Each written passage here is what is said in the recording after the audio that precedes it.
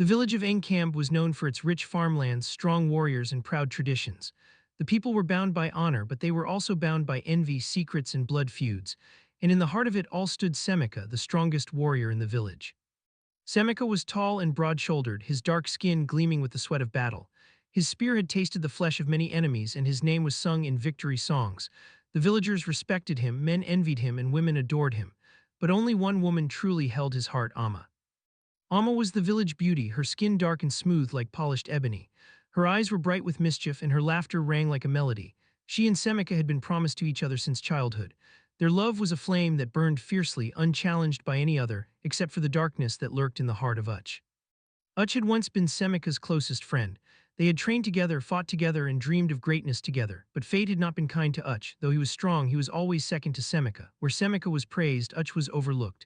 And worst of all, the woman Uche loved, the only one he had ever wanted, was in Semeka's arms. Jealousy poisoned his heart like a slow venom. He watched them from the shadows, his hands clenched into fists, his jaw tight with resentment. The more he saw their love blossom, the deeper his hatred grew. But Uche was not alone in his bitterness. Another man, one even more powerful, shared his resentment: Bako, the village chief's son. Bako was rich and arrogant, his father's wealth protecting him from the struggles of ordinary men. He believed that anything he desired should be his, and he desired Amma. "She should be yours," Bako whispered one night as he and Uche sat drinking under the stars. His voice was smooth, laced with deceit. "You love her, don't you? But as long as Semeka lives, you will never have her." Uche clenched his teeth. He knew Bako was right. Semeka stood in his way. Bako leaned in closer. "There's a way to change that." Uche turned to him, eyes dark with curiosity and a dangerous kind of hunger. And so the seed of betrayal was planted. Uche could not sleep that night. Bako's words echoed in his mind like a drumbeat, pounding relentlessly. "She should be yours, but as long as Semeka lives, you will never have her." His hands trembled as he gripped the cup of palm wine beside his mat. He had trained alongside Semeka since they were boys, had once called him a brother. But now his heart knew only envy, and envy was a flame that could not be extinguished.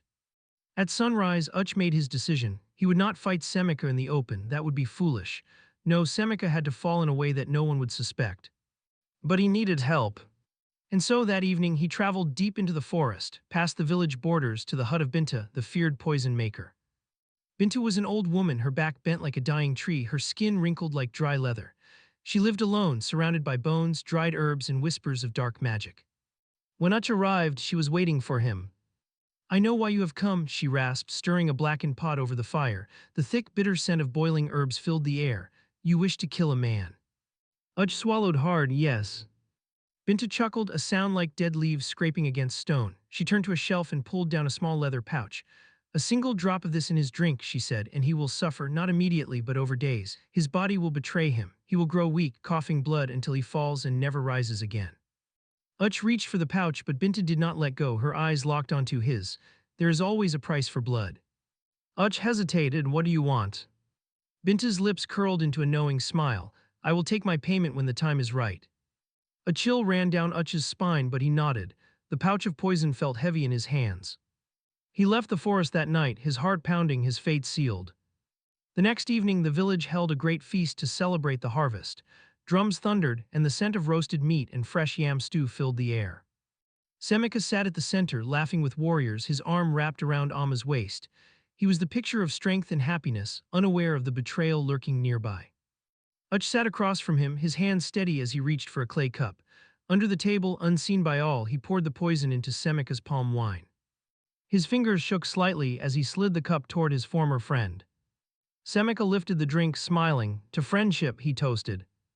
"To friendship," Uche echoed, forcing a smile as Semeka drank.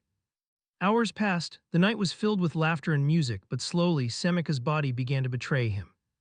At first it was a simple cough, then another. He rubbed his throat, confused. His chest grew tight, his breath shallow. A sudden pain shot through his stomach and he clutched it, his vision blurring. Amma turned to him, concern in her eyes. "Semeka."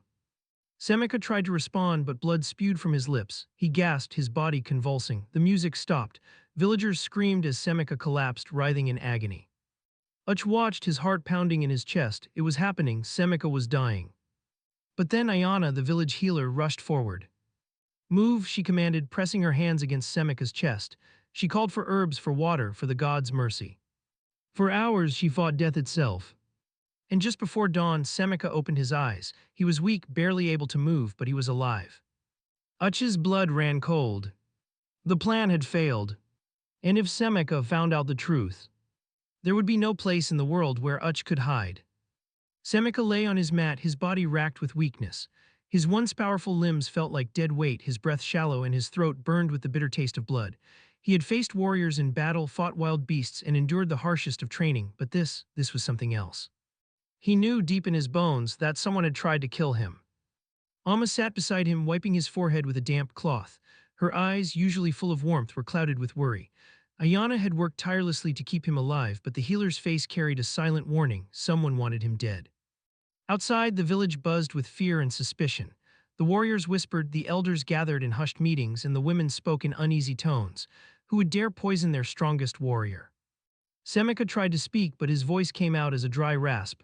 Amma leaned closer. Save your strength, she murmured, but he ignored her. Who did this? He croaked. Amma's lips tightened. We don't know yet, she admitted, but Ayana believes it was no accident. Ayana entered at that moment, her sharp eyes scanning Semeka's face. She was a striking woman, tall and lean, with dark skin that gleamed like polished mahogany. Her hands, skilled in the ways of healing, carried the knowledge of ancient remedies. She knelt beside Semeka. You were poisoned, she said bluntly. He closed his eyes, his mind racing. He had shared food and drink with his closest friends, his fellow warriors. Uche had sat across from him. A cold realization crept into his heart. Ludge, his oldest friend, his brother in arms, the man who had once fought beside him, laughed with him, bled with him. Had Uche betrayed him? Meanwhile, in the shadows of the village, Uche's heart pounded with fear. Semeka should have been dead by now. The poison had been strong enough to kill a lion, and yet he lived. Bako paced in front of him, his face twisted in fury. You fool, he hissed. You said the poison would work. Uche clenched his fists. It should have. Bako's eyes darkened. Semeka is not a man to forgive betrayal. Uche knew that all too well. If Semeka found out the truth, there would be nowhere to run. He would be hunted, torn apart by the very people he once called family. We must finish what we started, Bako said, his voice low. Semeka is weak, this is our chance. Uche hesitated. He had already crossed one line. Could he cross another? But then he thought of Amma, her laughter, the way she looked at Semeka with love in her eyes. She had never looked at Uche that way. His jealousy burned hotter than his fear. Tonight, Uche whispered, we finish this. That night the village slept under a moonless sky. The air was thick with silence. Semeka lay in his hut, barely able to move. The poison had left him weak, but his mind was sharp. His instincts, honed from years of war, screamed at him danger was near. And then he heard it. The faintest creak of wood, a shadow moving in the doorway. Semeka didn't hesitate. With the last of his strength, he rolled to the side just as a blade slashed down where his throat had been. A figure loomed over him, Uche. Their eyes met in the darkness. Why? Semeka rasped, rage and heartbreak twisting inside him. Uche's face was hard, unreadable. Because you have everything that should have been mine. Semeka felt his blood boil, but he had no strength to fight. He was too weak. Uche raised his blade for the final strike. But before he could deliver the killing blow, Amma burst into the hut, a hunting knife in her hand. Traitor, she screamed, slashing at Uche. He barely dodged, stumbling backward. The village was awake now, torches flared to life. Warriors shouted, running toward Semeka's hut. Uche panicked. He had failed again. And this time there was no escape. He turned to flee. But a spear flew through the air, piercing his back. Uche gasped, falling to his knees. Behind him stood Ayana, her eyes cold and unforgiving. The village warriors arrived, surrounding him. There was no mercy in their faces. As he collapsed to the ground, Uche looked up at Semeka one last time. I should have been you, he whispered. And then the darkness took him.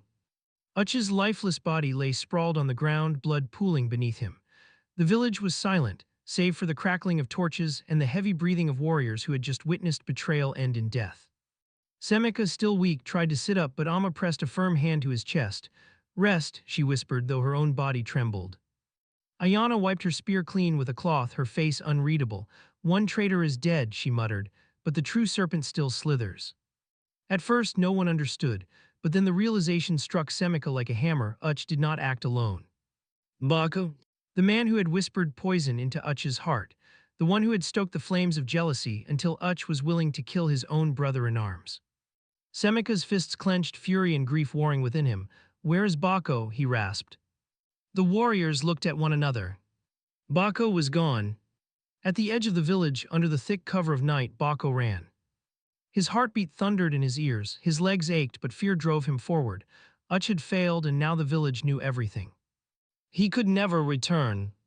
But he was not a fool. He had always known this day might come. That was why he had prepared for it. He made his way to the abandoned shrine deep in the forest, where only spirits and outcasts dared to tread. There, hidden beneath a slab of stone, was a bundle, food, a blade, a pouch of coins stolen from the village stores. He would disappear into another land, find work as a mercenary, and start anew. As he reached for the bundle, a shadow moved behind him. Bako spun, knife in hand. But it was too late. A spear slammed into his leg, piercing through muscle and bone. He howled in agony, collapsing onto the ground. Out of the darkness stepped Alma. Her eyes burned with righteous fury. "Did you really think you could run?" Bako gritted his teeth, sweat pouring down his face. "You don't have the stomach for this," he spat. "You were always too soft." Alma didn't answer. She simply twisted the spear, making him scream. "You filled Uche's heart with poison," she said coldly. "You turned him against his own blood, and for what? Greed, envy." Bako laughed bitterly, pain lacing every word. "And what will you do now? Kill me? If you do, you'll be no better than me." Alma stared at him for a long moment, then without a word she yanked the spear free. Bako gasped, clutching his bleeding leg. She tossed the spear aside. "You're not worth dirtying my hands." And then she turned and walked away. Bako's relief lasted only a moment. Because the drumming had begun. The village had found them. Dozens of torches flickered through the trees. The warriors had come. And this time there would be no escape. Bako's scream was swallowed by the night. Back in the village, Semeka sat beside the fire, his wounds slowly healing. Alma knelt beside him, her fingers lacing through his. "It's over," she murmured. Semeka exhaled. He had lost a brother, a friend, but he had also learned the price of betrayal. The village had shed blood that night. And the gods had watched. But for now, there was peace. For now, the village of Kundu was silent as Bako was dragged before the elders, his hands bound. The blood he had spilled, Uche's, Semeka's, had not yet dried, and now he would face judgment. Semeka stood among the crowd, his wounds aching, his heart heavier still. He locked eyes with Bako, the man who had turned his brother against him, who had poisoned Uche's heart with envy. "Was it worth it?" Semeka asked. For a moment Bako's arrogance faltered, then with a bitter laugh he admitted no. The chief elder Binta raised her voice. "For his crimes Bako is exiled, he will wander the lands alone, never to return." A murmur ran through the crowd. Some had hoped for his blood, but exile was a slower, crueler fate. Bako's smirk vanished. He had expected death. Instead, he had lost everything. As the warriors dragged him away, Semeka turned to Alma. "It's over," she whispered. Semeka wasn't sure if betrayal ever truly left a man's soul, but he knew one thing: he was still standing. He took Alma's hand. "Let's go home." And as the sun rose over Kundu, the past faded, leaving only the future.